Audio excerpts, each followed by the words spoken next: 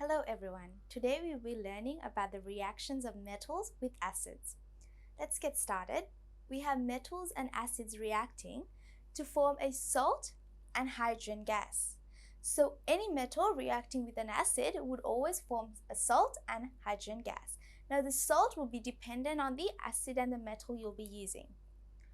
So let's take magnesium. Here these react with cold dilute HCl or sulphuric acid. So these elements here, magnesium, zinc, iron, react with acids which are cold and dilute. So as you can see. Example, we'll see zinc reacting with hydrochloric acid. When they react with hydrochloric acid, they form zinc chloride. Now how this is formed is the zinc, the metal, reacts with this part of the hydrochloric acid. So the Cl part of the hydrochloric acid is how the chloride is coming from. So zinc chloride and hydrogen gas. Now if you write this as a chemical equation, you have zinc, which is Zn. If you refer to your periodic table, you'll see that. And HCl is hydrochloric acid. They would form zinc chloride. Now zinc has a valency of +2, while chloride, which is in group 7, has a valency of -1. When they switch over, it'll be ZnCl2 and hydrogen gas is being produced. Now note that the states are written, zinc is a solid, hydrochloric acid is an acid, so it's in aqueous form. The salt is also in aqueous form, and we have hydrogen gas as a gas. Now when you're writing an ionic equation, we have to first split up our ionic compounds. So we have chlorine, HCl, H, and Cl. So in other words, we have H plus and Cl ions. Again, here we have Zn plus, which is 2 plus, and chlorine 1 minus, so like that. So when you're writing it, you would just cross these out because that equals, and when you're writing it, it's just going to be like that. So you have Zn plus H plus, giving us Zn ions and hydrogen gas.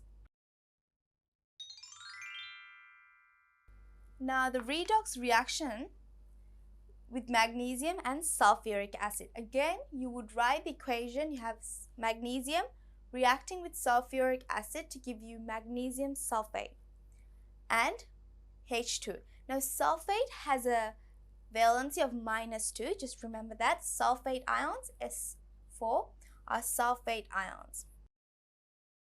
And they have a valency of -2. So it's written like this. And it's reacting to form hydrogen gas as well. Now when you're writing the ionic equation again, we're going to cancel out our sulfate ions because it's ionic form here, and here it gets cancelled out. And you would have magnesium reacting with the hydrogen ions to form magnesium ions and hydrogen gas. Note that the sulfate is being taken out, so these are called spectator ions because they're not actually reacting, it's undergoing a redox reaction. They're just acting as a spectator in the reaction. The two equations above undergo an electron transfer. As you can see, we have magnesium losing electrons to give it to the hydrogen, which forms hydrogen gas. Therefore, it is called a redox reaction. Now, we have done redox reaction and we have called it an electron transfer reaction. So what are the two half reactions that's happening in a redox reaction? There's a reduction and an oxidation reaction happening. So here the reduction is when it's gaining an electron. So it's our hydrogen ions that gain the electron to form hydrogen gas. And in an oxidation reaction, it loses electrons. So we have magnesium losing electrons to form magnesium ions and our electrons being produced. Note that they have to always balance. So in this case, we have two hydrogen molecules being produced. In other words, our hydrogen has a 2. That means there's going to be 2 hydrogen ions reacting with 2 electrons. With the magnesium, we have magnesium, one of the magnesiums reacting to form magnesium ions. Now the magnesium ions has a charge of 2 plus. In other words, it has to lose 2 electrons. So you have 2 electrons being lost.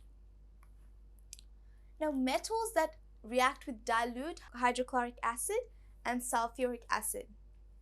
We have sodium reacting with dilute hydrochloric and sulphuric acid, potassium, calcium, and metals that are listed above, they react explosively. So in other words, they produce an explosion in the presence of sulphuric or hydrochloric acid with the dilute acids.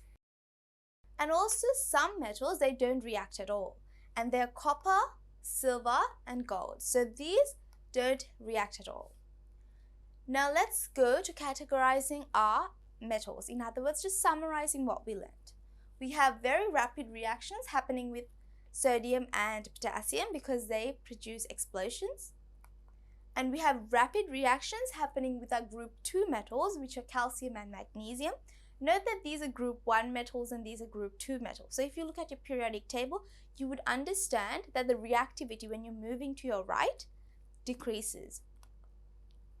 We have slow reactions happening with our transuranic elements, aluminium, zinc, iron, and tin.